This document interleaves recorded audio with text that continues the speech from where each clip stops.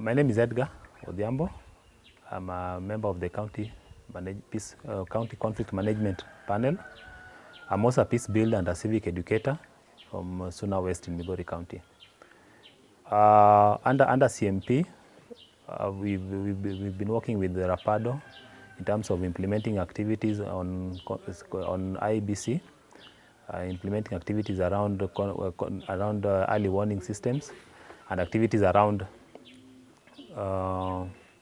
community dialogues. When I talk of community dialogue, I talk of specific community identities. For this case, I talk about mostly my work has been revolving around community, which is the youth, and the youth in the rural area where I come from.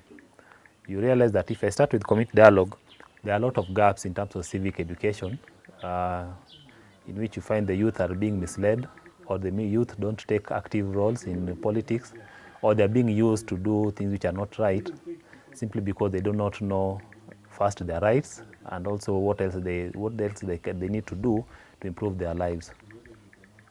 In terms of IBC, we've been sensitizing communities in terms of, first of all, the role of IBC, and apart from that, a key one which we have right now is the limitation of boundaries, which you find that there are certain constituencies and wards that need to be their boundaries need to be refined depending on the population that is there, because IBC is all a matter of representation.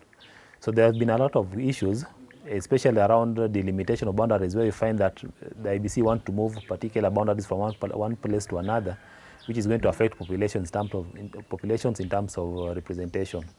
Part of the problem is that there has been a drive in some areas, especially in Kuria, where you find that administratively they have had new administrative units, which ordinarily would correspond to constituencies, but because of the numbers and the way IBC is doing the delimitation, it's not possible. But this information has not got to the people to the extent that they can know why for example, why would they have in one sub-county, why would they have, not one sub-county, why would one constituency, which is Kuria East, for instance, have two sub-counties, which ordinarily was one sub-county?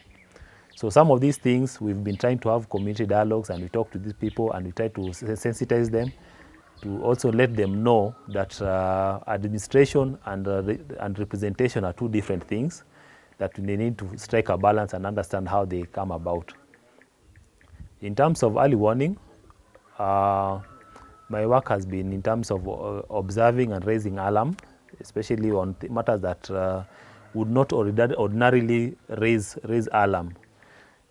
For instance, if you in social media, you've seen the kind of squabbles that have been happening between the county government, between leaders, elected leaders, in which there are talks of which are connected with the 2027 elections. In my opinion, it's still very far, but these kind of squabbles and this kind of back and forth and this kind of name calling and mudslinging is a very strong early warning of what is yet to come when it comes to the elections in 2027. So we've been trying to sensitize our people on terms of knowing what to do when and how to hold leaders accountable, because sometimes you find that these leaders whom who have responsibility of making sure that the lives of the people who elected them is improved, they engage people in games, and they engage people in endless useless games that not actually transform the lives of the people. A case in point, like now, the squabbles that are happening between the sitting governor and the member of parliament for Uriri, which when these kind of things continue, they blur the line between development and active politics. People get lost in the fights and not really hold these leaders accountable to what they're supposed to be doing. So we've been trying to make people know, first of all, that while these things are taking place, like this is a very strong indication of what is yet to come in 2027. And then people should not get lost in them, but rather people should focus on holding the leaders accountable, because they collect taxes from the people, and then they should do as much as possible to improve their livelihoods. I would recommend that as we move forward with the program, focus should be much on civic education, because that's where there's a very big gap.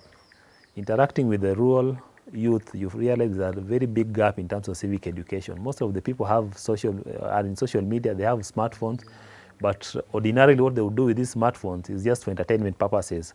But there's quite a number of things that they need to learn as citizens, so that they become active in the way governance is being conducted in the county. So that's a serious gap that I think the program should focus on. It should really focus on civic education. And then number two, the program should also focus on strengthening early warning systems. Like in the county here, we have under NSC, we have a structure which is called the DPCs, which form part of the information sharing. So you realize that the DPCs and the local peace committees, they are not funded properly, and they're not capacitated properly. So you find that there are so many gaps in terms of even raising information, raising early warnings, in terms of mitigating conflicts, in terms of overall well-being of a society. They are very, very much incapacitated, because they lack resources to even do simple things like documentation of the things that they do. So I'd recommend that the program focus also in that particular line to capacitate these people, the district peace committees and the local peace committees and the county peace forum. In addition, in terms of IBC, I would also request that the program should refocus much on educating the people on IBC processes. In as much as we have done quite a lot in terms of sensitization, but there are still gaps in terms of this information getting to the real people who need this information, especially people who are really affected by these delimitation processes that sometimes happen without their full knowledge, or if they are aware, but without their full participation. Thank you.